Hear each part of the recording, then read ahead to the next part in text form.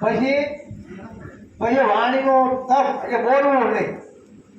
તાકાત મળ્યું ને ભાઈ, યુદ્ધમાં જવું છે પછી કામ મળો તાકાત તો લીધું ને, શરીર થોડું કંઈક હોવું ને થાય તો પેલા પણ તમે મોન રાખવું. એ ઉર્જા ભેગી થાય ને, ખડું થાય ને એટલે ઓટોમેટિક તમને પાવર આવશે. અને પાવર આવ્યા પછી કાંઈક તમે છે ને એ લક્ષ્ય પ્રાપ્ત કરી શકશો. તો જાદુ નથી બોલું, જાદુ આપણે કાલે હાથે બોલીશું. અને હવે હમણાં ગયા છે તમારે દાદા બેસવું હોય ના આસન મૂકેલા છે એ પહેલાં નક્કી કરી આવો. પછી હવે કરીને પણ ફરશે નહીં, હવે ને ગોઠે ના. અને આમાં બંધણે નથી કોઈ થાકી જાવ ને તો કોઈ નડી 5 મિનિટ બાદ નીકળે આટામાં આમ તો 2 મિનિટ હોય તો હું પાછું હું તમને કહું 2 મિનિટ બાદ આટો મારી અને પાછું જઈને કહ્યું કોઈ નડવાનું નહીં, બરાબર ને. અને જેને મોજ આવી જાય એને ઊભું થવા કરતા રહે, આ લોકો ના જ નહીં પાડવાની.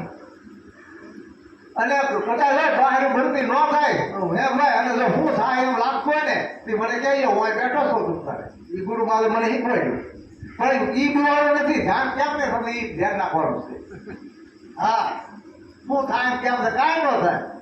ભલામણ આખા જગતના સુખ તમને મળી જાય તમારે શ્રેય હું તો એમ કહો કાંઈક થઈ ગયું શું થાય ના કાંઈ ન થાય. એ ભાઈ કાંગલા તું ઉઘરો છો, ભલામણ લાંબુ પડશે મારે તમારે એક ફેરવું.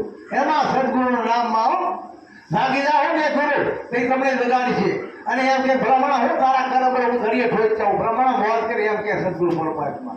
અત્યારે હું તું આડા લઈ જા મારા ભાઈ, વિશ્વાસ નથી એ પણ વિશ્વાસ કરી જાઓ. વિશ્વાસ કરો અને ડર સંકલ્પ કરો કે ડોક્ટર કેવું વાતું છે એ પણ વિશ્વાસ કરી જાઓ. તમને નહીં નિરાશ કાઢે મારા ભાઈ, મને વિશ્વાસ કરે એટલે હું એને શરણે નહીં ગયો. અને હવે હિંમત નહીં રાખતા ને શિબિર આપણે એ હાટું બનાવી રાખવા હાટું છે. બોલો સંતો કાનંદ સાહેબ. રમેશભાઈ નામ મને વાત